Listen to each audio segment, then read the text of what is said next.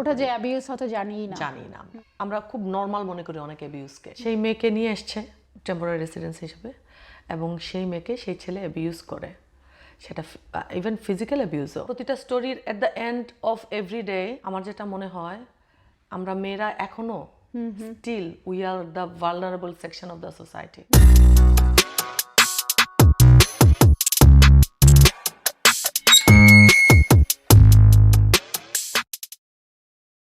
Hello everyone, welcome to my show life raw and real. And আজকে আমাদের সাথে আছে সিডনির ফেমাস একজন মহিলা solicitor and barrister Kanta. Hello Kanta, কেমন আছো? Welcome to my show. ভালো আছি শায়লা, তুমি কেমন আছো? এই তো ভালো। চলো আজকে একটু গল্প করে তোমার কাছ থেকে জেনে নেই, অনেক কিছু আমার জানার আছে। চলো শুরু করি।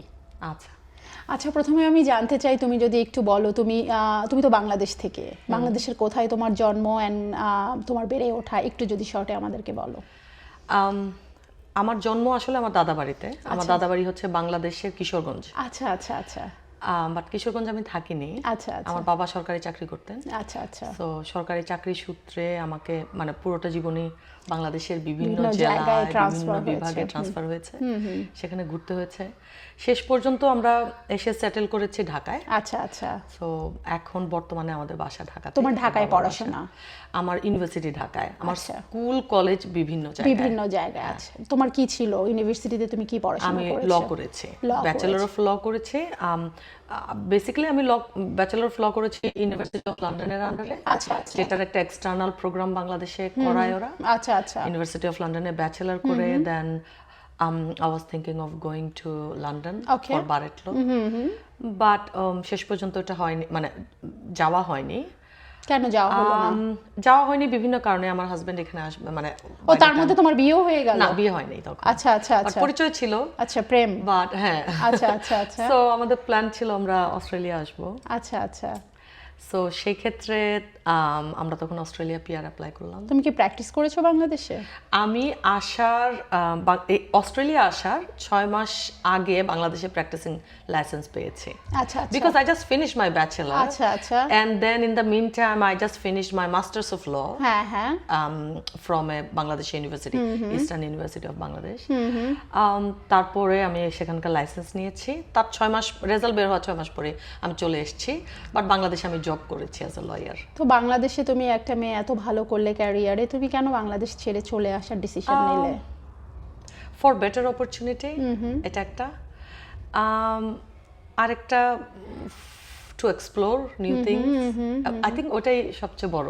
আচ্ছা, এক্সপ্লোর করাটা। আচ্ছা, তুমি বাংলাদেশ থেকে ল করলে, তারপর তুমি সিডনিতে অস্ট্রেলিয়া আসার জন্য যে ডিসিশনটা নিলে, তোমার মনে হয়নি যে তুমি পুরো একটা ক্যারিয়ার কম্প্রোমাইজ করে আবার নতুন করে তোমাকে শুরু করতে হতে পারে?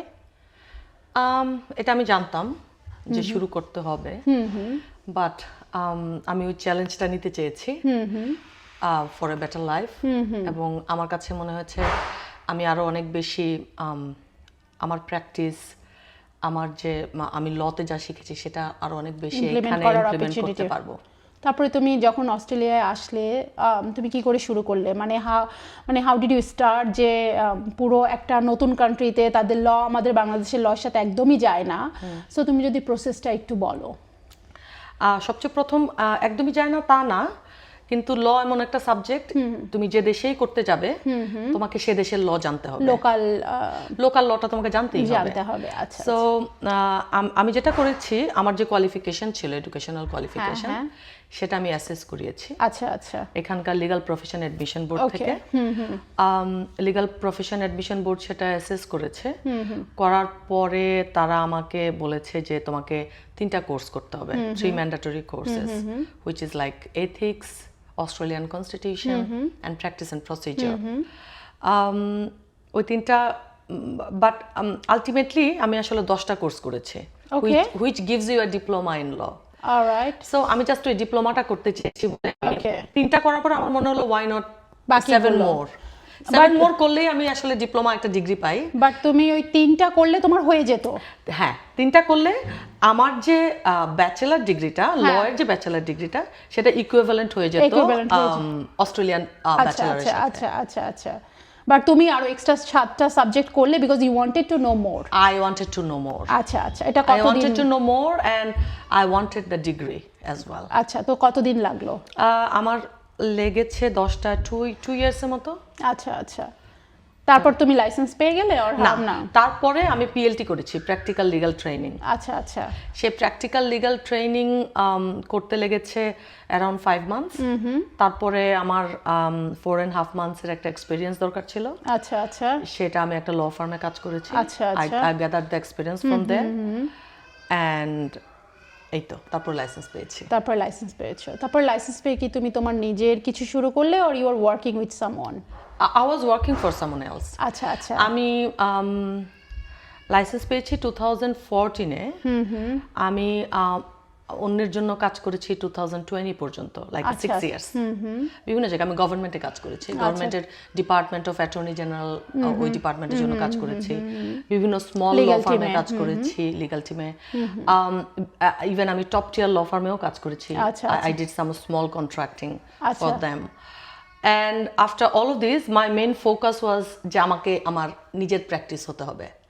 That was my goal from the very beginning, যে আমাকে আমার নিজের প্র্যাকটিস হতে হবে।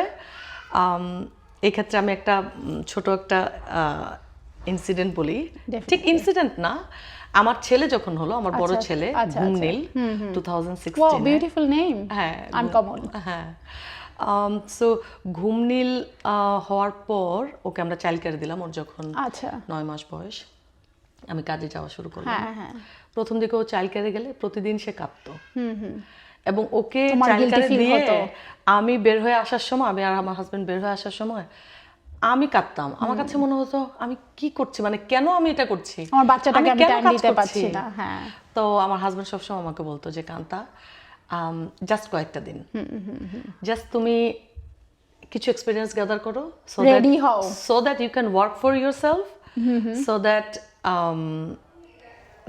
মানে তোমার আর বাচ্চাকে চাইল্ড কেয়ারে দিতে না হয়, so that you have got this flexibility যে তুমি নিজের জন্য কাজ করতে পারো এবং টাইমের তুমি কাউকে তোমার টাইমটা তুমি ম্যানেজ করতে পারো। আচ্ছা কান্তা, তুমি যদি একটু বলো তোমার স্পেশালিটি কি, কোন এরিয়াতে তুমি কাজ করছো? আমি ইউজুয়ালি জেনারেল প্র্যাকটিশনার, বাট আমার স্পেশালাইজেশন হচ্ছে family law, domestic violence matter and immigration matter. এই তিনটা হচ্ছে আমার specialisation, but I do other stuff as well. আচ্ছা আচ্ছা, সিভিল ল করি, আচ্ছা আচ্ছা, ক্রিমিনাল ডোমেস্টিক ভায়োলেন্স রিলেটেড যেসব ক্রিমিনাল চার্জেস আছে সেগুলো করি। আচ্ছা, তুমি I will go back to আমার একটা প্রশ্ন আছে, যে তুমি বললে যে বাচ্চার চাইল্ড কেয়ারের ডেজগুলো দেখে তোমার মনে হয়েছে তোমার নিজের কিছু করা উচিত, সো দ্যাট তুমি ফ্যামিলিকে টাইম দিতে পারো। সো 2020 থেকে ওয়ার্ক ফ্রম হোমটা অস্ট্রেলিয়ায় বেশ স্ট্রংলি ইমপ্লিমেন্ট করা হয়েছে, স্পেশালি যেহেতু তুমি গভর্নমেন্টে কাজ করেছো। যারা গভর্নমেন্টে আছে they like quite flexible, your family first, তোমার বাচ্চা কাচ্চা স্কুল, চাইল্ড কেয়ার এগুলো প্রথমে, তারপরে you come to office. So তোমার সেটা মানে সেই অপরচুনিটিটা তুমি নাওনি, বাট চাইলে নিতে পারতে, বাট তুমি যে রিজনটা দিচ্ছ ওটা তো তোমার চাকরি করেও করা যেত। হ্যাঁ, চাকরি করে ডেফিনেটলি করা যেত, বাট অ্যাজ এ লয়ার আমি এটা বিলিভ করি যতদিন, মানে এটা সম্পূর্ণ আমার personal believe. Correct, absolutely. different people has different opinion, but আমার personal satisfaction ছিল I would work for myself. That's what I wanted to hear, যে আমি without anything I wanted to do something for myself and আমার চিন্তাটা ছিল যে I will make the decision which case I want to take, which one I want to deny, I don't want to take, and how far I want to go. So এটা ছিল আমার তোমার নিজের স্বাধীনতা, নিজের স্বপ্ন, and your business is your another baby. আচ্ছা কান্তা, একটু বলো, তুমি as a first generation migrant and তুমি লর মতো এত ইম্পর্টেন্ট একটা সাবজেক্ট এখানে ক্লিয়ার করে তুমি লাইসেন্স পেলে, তারপরে ইউ স্টার্টেড ওয়ার্কিং, তুমি কি কোনো ডিসক্রিমিনেশন ফেস করেছো? মানে তোমার জার্নিটা কেমন ছিল? জার্নিটা খুব স্মুথ ছিল না, বাট আমি ডিসক্রিমিনেশন ফেস করি নাই। যে ডিসক্রিমিনেশনটা আমাদের সোসাইটির আন্ডারলাইং ডিসক্রিমিনেশন, সেখানে আসলে প্রকাশ্য কোনো ডিসক্রিমিনেশন ছিল না। Like if you go to a top tier law firm, তুমি যদি একটা টপ টিয়ার ল ফার্মে যাও, তুমি দেখবা it is dominated by white male lawyers. So সেখানে একটা কালো Brown woman with color, I would rather say woman with color, সেটা যেই হোক, তার জন্য অ্যাডজাস্ট, সে যদি ওখানে নিজের একটা জায়গা করতে চায়, তাকে অনেক এক্সট্রা এফোর্ট দিতে হয়। বাট এটা ডিসক্রিমিনেশনে কিছু নাই, কারণ আমার কাছে মনে হয়, আমার কোনো ডিসক্রিমিনেশন এক্সপিরিয়েন্স নাই, কিন্তু আমি ব্যাপারটাকে পজিটিভলি এভাবে দেখি যে আমাদের আসলে কিছু কিছু প্রফেশন থাকে যেটাতে culture, language is very important. Correct. হ্যাঁ, এটা কিন্তু আমি যদি বলি যে আমাকে এই কাজটা ওরা দিল না just because of my colour or my culture, ব্যাপারটা কিন্তু রাইট না। যেমন আমি যদি একটা ল রিলেটেড, আমি যদি একটা কোর্টে যাই, আমাকে যদি একটা জিনিস আর্গু করতে হয়, it's not all about law all the time, sometimes কিন্তু এটা কালচারও, এই দেশের কালচারও কিন্তু আমাকে জানতে হয়। এবং সেটা তো আমি যখন এসছি শুরুতে আমি অনেক কিছু জানতাম না, আমি আস্তে আস্তে শিখেছি। ইভেন ভাষাটাও একটা বড় ব্যাপার। সো কেউ আমাকে ডিসক্রিমিনেট করে নাই, বাট এখানকার এই প্রফেশনে আমাকে কি বলবো, এস্টাবলিশড হওয়ার জন্যে আমাকে এক্সট্রা এফোর্ট দিতে হয়েছে, এবং এখনো দিতে হয়। যেমন একটা ছোট এক্সাম্পল, ধরো আমি যদি বাংলাদেশে প্র্যাকটিস করতাম, আমাকে একটা কোর্টে আমরা যখন যাই, জাজের সামনে দাঁড়াই, তখন আমাদেরকে একটা সাবমিশন দিতে হয়, রাইট? তো বাংলা হচ্ছে আমার ফার্স্ট ল্যাঙ্গুয়েজ। সো এই সাবমিশন, আমার যখন একটা কেস আমার মাথায় থাকে, সে সাবমিশনটা কিন্তু আমি জাস্ট একবার দেখে গেলেই হয়, কারণ আমি জানি বাংলায় আমি কি বলবো, এবং আদার সাইড কিছু একটা বললে ওটা পাল্টা কি বলতে হবে সেটাও আমি জানি, because of my comfort with my own language. But যেহেতু ইংলিশ আমার ফার্স্ট ল্যাঙ্গুয়েজ না, then I have to work hard, এবং আমাকে অনেক প্রিপেয়ার্ড হতে হয় for submissions. I have to be prepared. It's not like আমি গেলাম, গিয়ে সাবমিশন দিলাম, চলে আসলাম, যেটা আমি বাংলায় হয়তো করতে পারতাম, বাট ইংলিশে সেটা করার জন্য আমাকে হার্ড ওয়ার্ক করতে হয়, এক্সট্রা ওয়ার্ক করতে হয়। সো এটা ডিসক্রিমিনেশন মনে করি না আমি। এটা হচ্ছে, তুমি বলবে যে যেহেতু আমরা এখানে জন্মাইনি, হ্যাঁ, যেহেতু আমরা কালচার অ্যান্ড ল্যাঙ্গুয়েজটা জানি না, it is our second language and it is our another culture in our life. So এখানে যারা জন্মেছে তাদের জন্য 100% দিলে আমাদেরকে 200% দিতে হবে। হ্যাঁ, that's, and if you say vice versa, এখান থেকে যদি কোনো ছেলে মেয়ে আমাদের দেশে যায়, they need to work hard as well to adopt everything. সবার জন্য। এটা তো আমি চুজ করেছি, হ্যাঁ, তাই না? এই চ্যালেঞ্জটা তো আমি চুজ করেছি। সো এটাতে আমার কোনো, মানে আমি মনে করি না এটাতে কোনো ডিসক্রিমিনেশন আছে। এই স্ট্রাগলটা করে গিয়ে এক জায়গায় নিজেকে প্রতিষ্ঠিত করাটাই হচ্ছে তোমার success. Exactly. Kanta, really I am proud of you. তুমি আসলে অনেক দূর এসেছো। আমি তোমার কাছে একটু জাস্ট অল্প করে জিজ্ঞাসা করতে চাই, তোমার এত লম্বা জার্নিতে তোমার কি এমন কোনো কিছু তোমার কেস বা এমন কোনো স্টোরি আছে যেটা তুমি শেয়ার করতে চাও, যেখান থেকে আমার ভিউয়ার্সরা এবং আমি কিছু শিখতে পারি, বা যেটা তোমার কাছে মনে হয়েছে it's so memorable for you, যদি এমন কিছু হয়ে থাকে? স্পেসিফিক্যালি কোনো কেস মেমোরেবল না, বাট প্রতিদিনই তো শিখছি। এটা হচ্ছে প্রথম কথা। যেহেতু আমার ক্লায়েন্ট বেসই হচ্ছে বাঙালি মেয়েরা, মোস্ট অফ দ্য বাঙালি মেয়ে। আমি বলবো 50% ক্লায়েন্ট হচ্ছে আমার বাঙালি মেয়ে, বাকি 50% হচ্ছে অবাঙালি। যেমন আমি কিন্তু নিউ সাউথ ওয়েলস লিগ্যাল এইডের panel solicitor. So legal aid থেকে আমি প্রতি মাসে 1 দিন বা 2 দিন কোর্টে ডিউটি করি অ্যাজ এ সাপোর্ট লয়ার। আমি ইউজুয়ালি করি সাদারল্যান্ড কোর্টে। আচ্ছা আচ্ছা। সো সাদারল্যান্ড কোর্টে যখন যাই, it's like a doctors chamber. So I sit in a room, এবং একজন করে আসে লিগ্যাল অ্যাডভাইজার, তাদের প্রবলেমগুলো, এবং সবাই হচ্ছে মেয়ে, বিকজ আমি যে প্রোগ্রামের আন্ডারে আমি এই সাপোর্টটা দেই, ওটা হচ্ছে WDV কেস, মানে ওরা ওমেনদের সার্ভিস দেয়, ডোমেস্টিক ভায়োলেন্সে এফেক্টেড ওমেনদের সার্ভিস দেয়। সো সেখানে প্রতিবার আমি অনেক স্যাড স্টোরি শুনি। প্রতিটা স্টোরি আসলে আমার কাছে মনে হয় নতুন করে আমাকে কিছু শেখায়। যেটা প্রতিটা স্টোরির at the end of every day আমার যেটা মনে হয়, আমরা মেয়েরা এখনো still we are the vulnerable section of the society. এখানের মেয়েরাও, কারণ আমি যে সাদারল্যান্ড কোর্টে যে ডিউটিটা করি ওখানে কিন্তু বাঙালি মেয়ে যায় না। ওখানে কিন্তু 99% মেয়ে যায় অন্য ব্যাকগ্রাউন্ড থেকে। So they are still the vulnerable section of the society. Story is same. The story is same. সেও বাঙালি হতে পারে, সে আরব হতে পারে, সে জাপানিজ হতে পারে, সে সাউথ আমেরিকান হতে পারে। তাদের বেসিক স্টোরিটা, তাদের যে অপারেশন এবং ডোমেস্টিক ভায়োলেন্সের যে বেসিক স্টোরিটা, সেটা কিন্তু সেম। পার্টিকুলারলি আমি তোমাকে কোনো কেসের কথা হয়তো বলতে পারছি না, বাট এভরিডে আমি দেখছি যে মেয়েরা আসলে কতটা ভালনারেবল। আচ্ছা, তোমার কি মনে হয় আমাদের মানে এগুলোর বেসিক কি রিজন হতে পারে? মানে তুমি যেহেতু definitely you know more and you can see the wider picture of the society মেয়েদের ক্ষেত্রে, তো তোমার মনে হয় যে বেসিক রিজনগুলো কি? এখানে কি আমরা মেয়েরা মানে আমরাই কি এই জিনিসটাকে টলারেট করে ছেলেদেরকে কাইন্ড অফ পারমিশন দিচ্ছি যে okay I am here to torture and do whatever you want to, or মানে হোয়াটস ইউর ভিউ? আমার ফার্স্ট অবজারভেশন হচ্ছে মেয়েদের ইকোনমিক ইন্ডিপেন্ডেন্স না থাকাটা হচ্ছে মেইন রিজন। মেয়েদের যদি ইকোনমিক ইন্ডিপেন্ডেন্স থাকে 50% সমস্যার সমাধান হয়ে যায়, বাট 100% না। আমি এরকম অনেক এক্সপিরিয়েন্স আমার আছে অনেক ক্লায়েন্টের থেকে।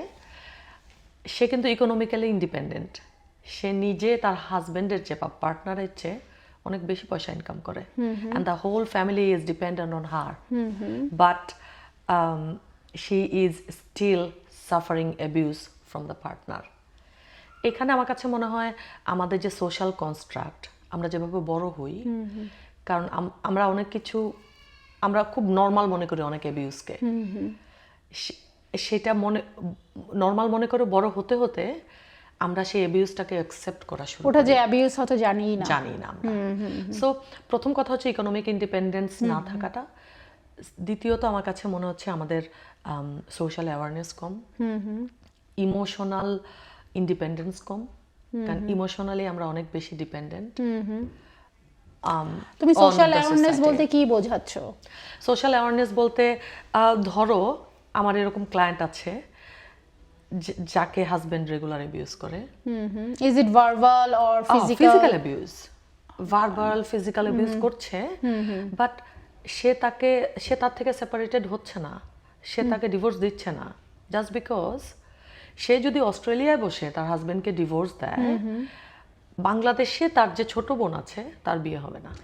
ও নো, বুঝতে পারছো আমরা কিভাবে সোশ্যালি আমাদের সোশ্যাল কনস্ট্রাক্ট কিভাবে আমাদেরকে জাস্ট টাই করে ফেলছে সব দিক দিয়ে। আমি এখানে আরেকটা পয়েন্ট তুলে ধরবো। আমার মনে হয় শুধু সোশ্যালি তো আছেই, আমাদের বাংলাদেশের, আমি জানি না তোমার মতো এতটা এক্সপিরিয়েন্স আমার নেই, বাট আমার যতটুকু মনে হয় বাংলাদেশের বাবা মা, খুব কম বাবা মাই আছে যারা মেয়েকে হয়তো বলবে যে মা তুমি যদি ভালো না থাকো চলে আসো আর বেরিয়ে যাও, আমরা আছি তোমার সাথে মেন্টালি। আমার মনে হয় যে ওটা একটা মেয়ের জন্য অনেক বড় একটা স্ট্রং জায়গা, যদি সে শুনতে পায় যে আমার মেয়ে ভালো নেই তুমি বেরিয়ে যাও। আই থিঙ্ক আমাদের বাবা মাদেরও আসলে আই উড সে যে সচেতন হওয়া দরকার, সচেতন, অ্যান্ড তারা ঠিক জানে না মেয়েদের পাশে, তার সন্তানের পাশে তাকে কি করে দাঁড়াতে হবে। এখন চেঞ্জ হচ্ছে, তুমি যেটা বলেছো এটা ম্যাক্সিমাম ক্ষেত্রে হয়, বাট এখন আমি দেখছি চেঞ্জ হচ্ছে, বাবা মা অনেক সাপোর্ট করে, চেঞ্জ হচ্ছে আস্তে আস্তে। হ্যাঁ হ্যাঁ। আচ্ছা কান্তা, তুমি যদি as a first generation migrant, আমি জানি যে আজকে তুমি যতটা সাকসেসফুল বা তুমি যতটা সচেতন, হয়তো আমি বাংলাদেশের কথাই বলছি, অনেক মেয়েরাই এত কিছু জানে না, এত সচেতনতা নেই। তুমি যদি একটু কিছু ওদের রাইটস বা কি করা যায়, কি টাইপের সিচুয়েশনে যদি একটু অল্প কিছু টাচ বেস বলো আমাদেরকে, তাহলে ভালো হয়। আমার কাছে মনে হয় বাংলাদেশি মেয়েদের সাথে কথা বলে সবচেয়ে বড় দুইটা অ্যাওয়ারনেসের অভাব বাংলাদেশি মেয়েদের মধ্যে। একটা হচ্ছে domestic violence is not always physical violence. It can be verbal violence, it can be psychological violence. এবং ভার্বাল, সাইকোলজিক্যাল এবং ফিজিক্যাল ভায়োলেন্সের বাইরেও আরেকটা জিনিস ডোমেস্টিক ভায়োলেন্স হিসাবে ট্রিটেড হয়, সেটার প্রপার টার্মটা হচ্ছে কোয়ার্সিভ কন্ট্রোল। সো কোয়ার্সিভ কন্ট্রোলটা হচ্ছে আপনাকে হয়তো সরাসরি সে কোনো ধরনের অ্যাবিউজ করছে না, বাট ইনডিরেক্ট একটা কন্ট্রোল সে আপনাকে করছে। এটা হতে পারে যে আপনাকে কাজে যেতে দিচ্ছে না, এটা হতে পারে যে আপনার যে ফাইন্যান্সিয়াল কন্ট্রোল সেটা তার কাছে, আপনার কাছে কন্ট্রোল না। এটা হতে পারে আপনি কার সাথে মিশবেন, কে আপনার বন্ধু হবে, সেটা বলে দেওয়া, না তুমি এটা করতে পারবে না। এখানে কোনো অ্যাবিউজ নেই, বাট একটা ইনডিরেক্ট একটা কন্ট্রোল আছে। সো এই কোয়ার্সিভ কন্ট্রোলটাও, এটাও কিন্তু ডোমেস্টিক ভায়োলেন্স হিসেবে ট্রিটেড হয়। এটা অনেকে জানে না। এটা তারা ভালোবাসা হিসেবে ধরে নেয়। Love language. হ্যাঁ, correct, absolutely spot on. I have seen this a lot, যে বাচ্চা হয়েছে, বাচ্চা চাইল্ড কেয়ারে যাবে না, বউও কাজ করবে না, because of family time compromise হবে, অ্যান্ড যেই বাচ্চা চাইল্ড কেয়ারে যায় সে সুস্থ থাকে না, সে সারাক্ষণ অসুস্থই থাকে। সো আমার বউ আমার বাচ্চাকে দেখছে, ভালো মা হচ্ছে, and I am good husband because আমি তাকে ভালোবাসি, কত লুক আফটার করছি। হয়তো সে কখনো জিজ্ঞাসা করেনি তুমি কি চাও। হ্যাঁ, দুজনের সম্মতিতে যদি হয় তাতে কোনো সমস্যা নেই। হ্যাঁ, কারেক্ট। বাট যখন সেটা চাপিয়ে দেওয়া হয়, সেটা কোয়ার্সিভ কন্ট্রোল। ইমিগ্রেশনের রিলেটেড আরেকটা অ্যাওয়ারনেস আমার কাছে মনে হয় মাইগ্রেন্ট মেয়েদের দরকার। সেটা হচ্ছে একটা ছেলে যখন ওভারসিজ থেকে আরেকটা মেয়েকে বিয়ে করে নিয়ে আসে, আনার পরে প্রথম 2 বছর সেই মেয়েটা টেম্পোরারি রেসিডেন্স হিসেবে থাকে। 2 বছর পর তার পার্মানেন্ট রেসিডেন্সি অ্যাপ্লাই করা যায়। তো এরকম অনেক ক্ষেত্রে দেখা গেছে যে সেই মেয়েকে নিয়ে এসছে টেম্পোরারি রেসিডেন্স হিসেবে, এবং সেই মেয়েকে সেই ছেলে অ্যাবিউজ করে, সেটা ইভেন ফিজিক্যাল অ্যাবিউজও, শুধু মেন্টাল অ্যাবিউজ না। কিন্তু মেয়েটা যখনই প্রতিবাদ করতে যায়, সেই হাজব্যান্ড তাকে বলে, তুমি যদি আমার কথা না শোনো তাহলে আমি তোমার পিআর ক্যান্সেল করে দেবো, তোমার পিআর অ্যাপ্লাই করবো না। বিকজ 2 বছর পরে সে যখন পিআরের জন্য এলিজিবল হবে, তখন হাজব্যান্ডের স্পন্সর লাগে। এইসব ক্ষেত্রে আমি অনেক মেয়ে দেখেছি, অনেক ক্লায়েন্ট আমার কাছে আসে, তারা শুধুমাত্র পিআরের জন্যে সেই অ্যাবিউজটা তারা সহ্য করে যায়। তারা মনে করে যে যদি তারা তাদের হাজব্যান্ডের কথা না শোনে, হাজব্যান্ডের অ্যাবিউজ সহ্য না করে, সেক্ষেত্রে তার হাজব্যান্ড তার পিআর ক্যান্সেল করে দেবে। যদি কোনো ওয়াইফ বা স্পাউস, ওয়াইফ না বলে আমি স্পাউস বলছি, যদি কোনো স্পাউস তার পার্টনারের দ্বারা কোনো ধরনের অ্যাবিউজের শিকার হয়, সেক্ষেত্রে তার পার্মানেন্ট রেসিডেন্সি অ্যাপ্লাই করার সময় স্পাউসের স্পন্সরশিপ লাগে না। But there has to be some valid evidence for that. এটা শুধু মুখে বললেই হবে না যে আমার হাজব্যান্ড আমাকে অ্যাবিউজ করে। There has to be some valid evidence, এবং সেটা যখন তারা লয়ারের কাছে যাবে, লয়ার উইল এক্সপ্লেন দ্যাট যে কী টাইপের এভিডেন্স লাগবে। বাট আমি বলছি যে for any reason, at any cost, no one should accept abuse. Thank you Kanta, তুমি এতটা সময় দিলে আজকে আমাকে, আমার ভিউয়ার্সদের জন্য। আমি জাস্ট তোমার কাছে জানতে চাই, ইভেন সিডনিতেও যদি কোনো মেয়ে থেকে থাকে যাদের কোনো লিগ্যাল অ্যাডভাইস দরকার কোনো ব্যাপারে, তারা কি করে তোমার সাথে কন্ট্যাক্ট করতে পারে? আমাকে কল করতে পারে। মোস্ট অফ দ্য পিপল আমাকে কল করে। তোমার নাম্বার যদি আমার নাম্বার গুগল করলেই পেয়ে যাবে। আচ্ছা আচ্ছা। আমার পুরা নাম হচ্ছে মোল্লা উম্মে ফারা কান্তা, জাস্ট মোল্লা কান্তা দিয়ে সার্চ দিলেই পাবে। আমার ল ফার্মের নাম হচ্ছে লেক্স অ্যাসিস্ট। সো লেক্স অ্যাসিস্টের ওয়েবসাইট আছে, সেখানে আমার নাম্বার আছে, আমার ইমেল অ্যাড্রেস আছে। আচ্ছা আচ্ছা। তারা যদি যোগাযোগ করতে চায়, এবং অনেক মানুষ আমার সাথে মেসেঞ্জারে যোগাযোগ করে, মেসেজ পাঠায় যে can I have your number. তোমার ফেসবুক আইডিটাও কি সেম নামেই আছে? হ্যাঁ, ইংলিশ নামটা মোল্লা উম্মে ফারা কান্তা। আচ্ছা আচ্ছা। আর বাংলা নামটা আসলে এটা আমার অনেক পুরনো ফেসবুক, বাংলা নামটা হচ্ছে ফারা কান্তা নাম। আচ্ছা আচ্ছা আচ্ছা আচ্ছা।